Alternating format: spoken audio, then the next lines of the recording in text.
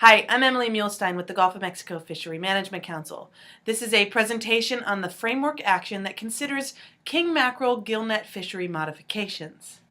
There are 21 vessels with valid or renewable commercial king mackerel gillnet permits. Gillnetting is only allowed in the Gulf, Florida West Coast Southern Subzone, and the gillnet sector is allowed to harvest 15.96% of the Gulf commercial allocation.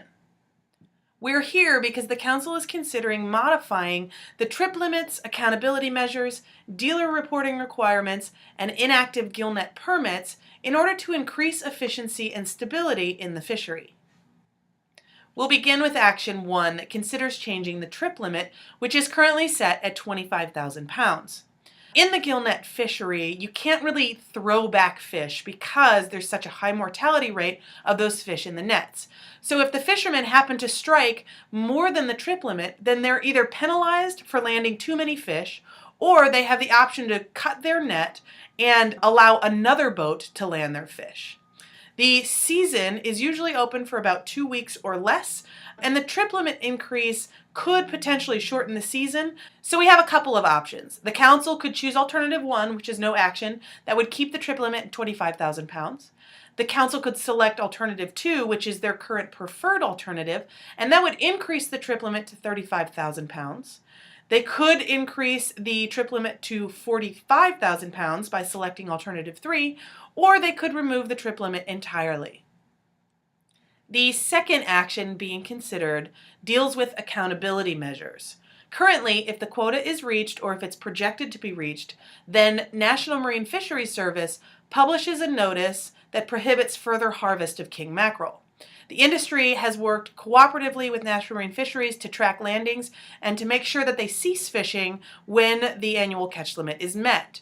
Landings have exceeded the annual catch limit 5 out of the 10 past years, despite everybody's efforts. So we have a couple of choices here. We could select Alternative 1, that's the no action alternative. It would leave things how they are. We could also select Alternative 2, which would establish an annual catch target. That's a level of harvest that's set below the annual catch limit. And then the fishery would be closed when the annual catch target is met to avoid an overrun to that annual catch limit. If we selected Alternative 2, we would have to determine where to set that annual catch target. We could set it at 95% of the ACL, 90% of the ACL, or 80% of the ACL, or we could use the Gulf Council's control rule to set the annual catch target. We could select to add a provision that any quota that's not landed would be added to the following year's quota, up to but not exceeding that next year's gillnet annual catch limit.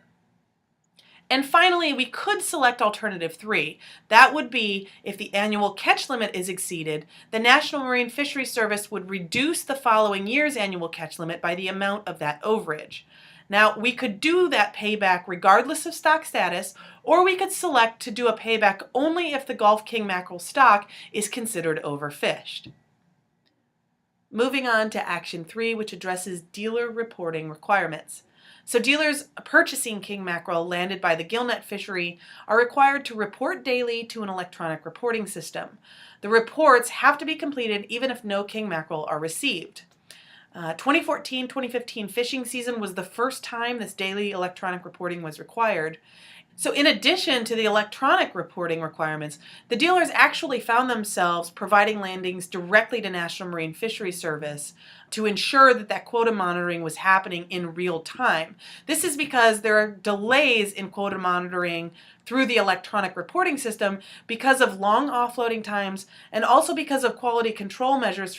The first alternative is the no action alternative, and that would keep things the way they are. The second alternative would remove the requirement for daily electronic reporting, and it would revert back to the regular weekly dealer electronic reporting in place. The third alternative is the Gulf Council's preferred alternative, and that would remove the requirement for daily electronic reporting, and then during the open fishing season, dealers would have to report gillnet sector king mackerel landings daily using port agents, telephone, internet, or other means. Additionally, dealers will use regular weekly dealer electronic reporting requirements that are already in place. Our final action in the framework is Action 4, and that considers the inactive Gillnet permits. Right now, there are 21 vessels with valid or renewable Gillnet permits, and vessels that have Gillnet permits cannot harvest king mackerel by any other means.